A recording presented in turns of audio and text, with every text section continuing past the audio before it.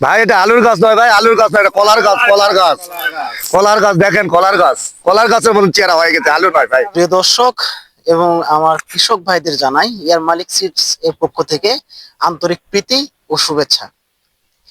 তো আজকে আমরা পর্যায়ক্রমে আছি জয়পুরহাট জেলার মঙ্গলবাড়ি বাজার এবং এচুলিয়া একটা প্রত্যন্ত গ্রামে, যেখানে চাষ হয় শত শত বিঘা আলু। তো আজকে আমরা কৃষকের মুখ থেকে জানার চেষ্টা করব ইয়ার মালিক সিডসের অ্যালুয়েট আলু চাষ করে তার অভিজ্ঞতা কি রকম। ভাই ভালো আছেন? ভালো। আচ্ছা, আপনার এই জমিটা কত শতাংশ? 36 36 শতাংশ। হ্যাঁ। আচ্ছা, তো সেক্ষেত্রে ভাই আপনার এই জমিতে কি 54 শতক। মানে কি জাতের হচ্ছে ফসল চাষ করছেন? মালিক শীটের অ্যালোট আলু মালিক সিডে অ্যালুয়েট আলু অ্যালোট চাষ আলু করছেন। চাষ করছে। হ্যাঁ, তো প্রথম দিন থেকে এখন অবধি আপনাকে কি কোনো ধরনের স্প্রে করতে হয়েছে পোকার জন্য? না পোকামাকড় আক্রমণ কিচ্ছু দেখা না, দিছে? না, ইনশাল্লাহ না।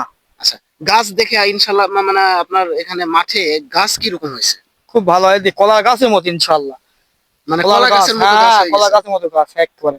হ্যাঁ, আচ্ছা হ্যাঁ, অ্যাকচুয়ালি কলার গাছই হয়। অ্যাকচুয়ালি কলা গাছ। হ্যাঁ, আচ্ছা, গাছে কি আপনি সন্তুষ্ট? গাছ দেখে কি হ্যাঁ, সন্তুষ্ট সন্তুষ্ট, আপাতত? ফাইন মানে সন্তুষ্ট, আপনি হ্যাঁ। ফসলটা উঠান অবধি, মানে যখন উঠাবেন তখন কি আশা করা যায় যে আপনি ভালো একটা ফলন পাবেন? হ্যাঁ, ভালো একটা ফলন পাবো ইনশাল্লাহ। হ্যাঁ, প্রিয় দর্শক, শুনলেন আমাদের কৃষকের মুখ থেকে। এখন অবধি তার ফসলে কোনো প্রকার স্প্রে করতে হয় নাই, কোনো প্রকার ওষুধ দিতে হয় নাই।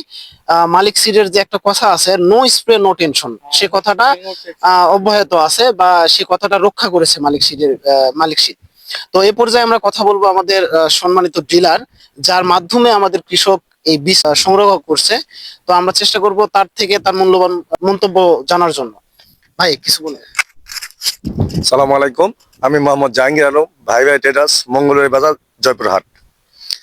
অ্যাকচুয়ালি এই অ্যালুয়েট আলু আমি কয়েক জায়গায় দেখছিলাম, আক্কেলপুর, খেতনাল, বিভিন্ন জায়গায় আমি মাঝে সাঝে আলু দিই, দেখতে যাই, মাঠ পর্যায়ে পরিদর্শন করতে যাই।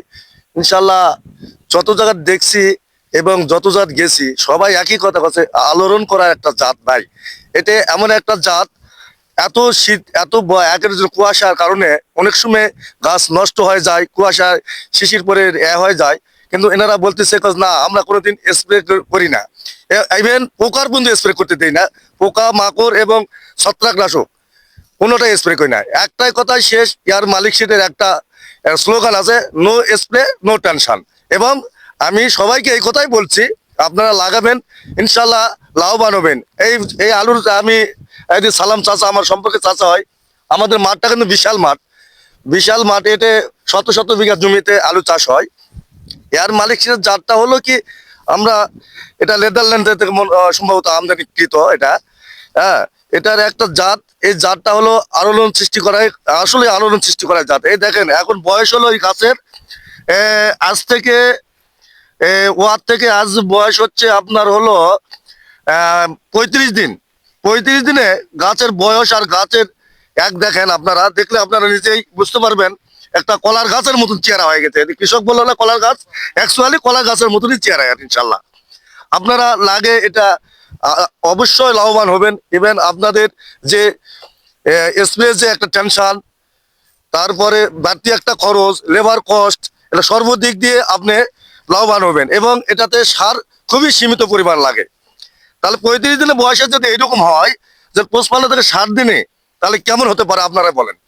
ধন্যবাদ ইয়ার মালিক সিটকে এবং ধন্যবাদ আমার কৃষক সালাম চাচাকে। সালাম আলাইকুম।